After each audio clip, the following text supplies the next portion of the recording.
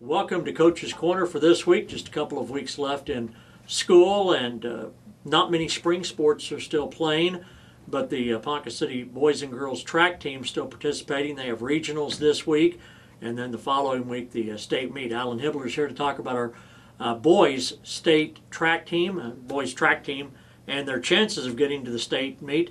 First of all, talk about regionals. When, where, all that. Well, we have regionals this Saturday at Claremore High School. Coaches meeting starts 8:30.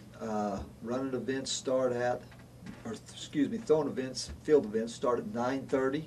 Running events start at 10 o'clock. It's a full day of track and field. The last event, the mile relay, goes off at 5:55 Saturday afternoon. So it'll be a full day of running, throwing, jumping, and all the things that we do in track and field. Do the participants know right away they qualify, or is that something you have to wait till the end of the meet for? Well, they'll know right away if they finish in the top three. I mean, that's the qualifications for getting to the state track meet, finish in the top three in your chosen event. Then they also have additional qualifiers, which they'll qualify for additional times, for additional distances and things, and usually that's a wait until Monday because it's all the regionals in the state. And how that works is the top three from each regional are automatic qualifiers, which puts 12 into the state meet, and then they have 16 lanes because 8 in each heat. So they'll take 16 field events also, unless there's ties. In field events they can take ties, in running events they don't. So what will happen is the next 4 fastest times from any of the regionals that place at the regional. You have to place at the regional. You have to finish 1st through 6th. But if you place at the regional, let's say you finish 5th at your regional, and you have one of the next 4 fastest times, you will get included in the state track meet. That's a pretty fair way to do it, isn't it, Coach? You could have 3 more qualifiers all come from the same regional. A guy could finish 6th, but he still could go to the state tournament. Right. I mean, that makes it fair in case you get a strong regional in a certain event.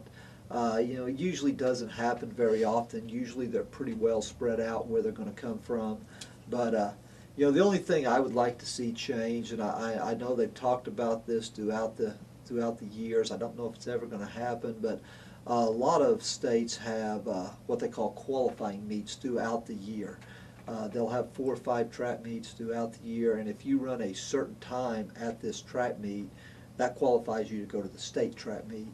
And as track coaches, we would like to see that push through because you go to regionals, you're putting all your eggs in one basket. I mean, you have to perform on that day, and unfortunately, sometimes kids are a little injured at regionals. Maybe they're a little under the weather and have some sickness and things, and they're not at full strength. And sometimes that'll knock a kid out.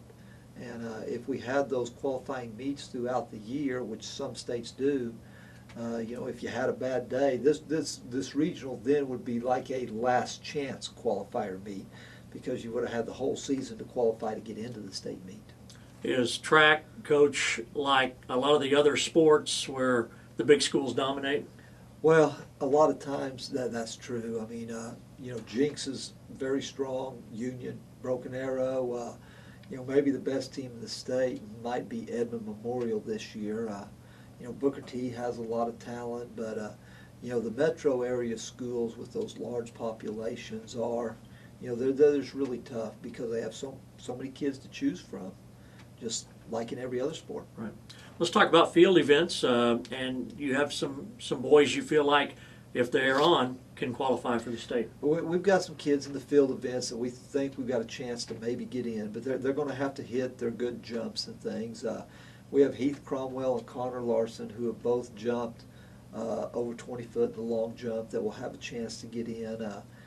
We've got some good jumpers at our regionals, but everything has to come together, but they've both got a chance. Heath Cromwell has a chance to get in the pole vault also. He's been 12 foot this year numerous times, been real close to getting over 12.6, and hopefully this is going to be the first track meet we've been to where the weather's been really, really warm. It's supposed to be 88 degrees this Saturday, so hopefully that will help him pop one and get up over 12.6 and get himself in the state meet. And then we have Izzy Washington, who is one of our shot putters. Looking at the throws going into regionals, he is right there. He's going to have to pop something out there about 45.5 feet, 45.7. But if he does that, I think he'll have a really strong possibility of getting in. If he doesn't finish in the top 3 of our regionals, I think he'll get it as an additional qualifier. Okay, and Coach, what about relay squads? Who's got the best chance? Well, we've got some individuals that have a chance to get in the running events. Jacob Birnbaum and Matt Vaughn are both very strong in the 400 meters for us. They'll both go in with top 5 times in our regional, and hopefully we'll perform well and run a good race, and we can get in there. And then our mile relay and our 800 meter relay will have a chance to get in, but the 800 relay, you got to factor in the handoffs and everything. There's just a lot of catastrophes that can happen in that relay with dropping the baton and different things. So, hopefully we won't have any issues there. We can get the baton around the track twice and slide in. Mile relay, we'll have to run good. Booker T's there. They've got a very good time. Moore has a very good time. We're going to go in with the 3rd fastest time. That doesn't always mean anything because, Enid is right there nipping on our heels and stuff. So we'll have to run good races to get in. Good example of what Alan's talking about is the relays, and maybe having an opportunity for those relay teams to qualify during the year, because on a one-shot deal, if you drop the baton, it's over, and you could have the fastest team by far, but they have one slip-up. That's kind of, I think, where you're going with that. It is. There's just so many things that can go wrong in track and field, especially when you're talking about carrying a baton. But you've also got to worry about false starts. We've adopted the rule in Oklahoma a few years ago that one false start is an automatic disqualification, and every starter that you deal with is a little bit different. Some of them put them in the blocks, and once they get them set, they fire the gun immediately. Others hold them in the blocks in the set position for a while, and kids get to anticipate the gun because they want to get off to a good start and things. So, there's just a lot of things out there that can go wrong, and you go and you cross your fingers and you hope for the best, and you hope that what these kids have been doing all years through their training and stuff will carry over into the meet and carry them through. Track this Saturday, Claremore. Good luck to you. I know you're a big believer that track, and you're the basketball coach, but track prepares athletes for not only basketball but a lot of different sports. It does. It really helps them out. It increases their quickness and their speed. Lots of them, their jumping ability.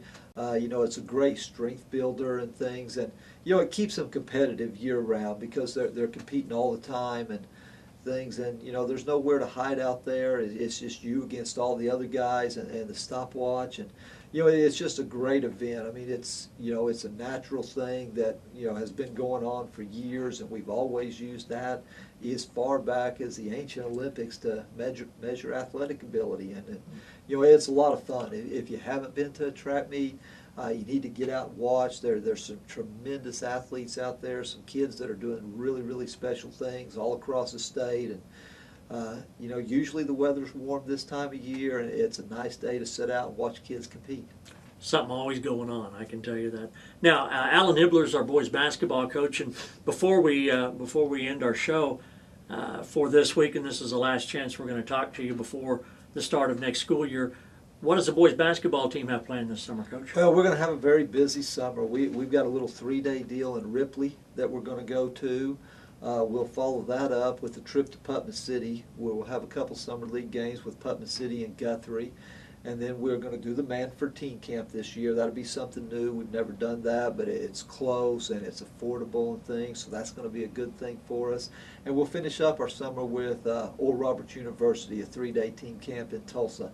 So it's going to be really, really busy. We'll be having open gym throughout the month of June, start late May through the month of June, weight room and stuff. So we're going to try to get a lot of work done and try to shore some things up, help the kids get stronger in the weight room and quicker through our running program, and hopefully we'll be ready come next August when we start school to hit the ground running.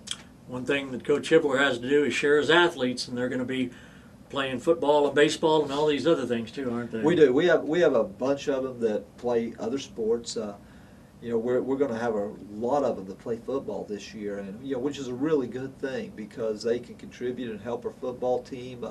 You know, I'm looking forward to seeing them this summer and then watching them play on the football field this fall. And you know, I think that's a great thing. You know, a kid that can play multiple sports and help other programs in some way. You know, I know throughout the years the kids that I've had recruited, whether they be football players and they played basketball for me and were being recruited in football or the other way around, you know, those college coaches like to see them compete. They like to see them involved in other sports and things like that. You know, we live in a day and age where everybody thinks it's specialization, but you know, I'll tell you this, I coached Stacy Satterwhite at Welch. He was a 6'8", 320-pound defensive lineman that played at Oklahoma State University, a 4-year starter, and come to senior year, he wasn't going to play basketball, and the OSU football coaches said, yeah, you're going to play basketball. And, you know, they wanted him out there competing. They wanted him out there working on his feet and quickness and things in the basketball season. So, you know, it's going to be a great opportunity for our kids as they go into this summer. I mean, I know football has a lot planned. We've got some stuff planned, and basketball, baseball has a lot going on, and you know, kids are really, really busy. You know, as far as the basketball goes, we'll finish our program up at the end of June and, you know, let them go. You know, some kids, they'll get the month of July to be a kid, and, you know, other kids, they're still going to be hooked up in baseball and football. But, yeah, I think those kids need a little downtime because it's a grind. I mean, it's turned into a 12-month out of the year thing. And, you know, if you can get those kids some free times to let them be a kid and stuff, I think that's a great thing for them. Absolutely. Alan Hibler talking a little basketball and a lot of track on this week's Coach's Corner.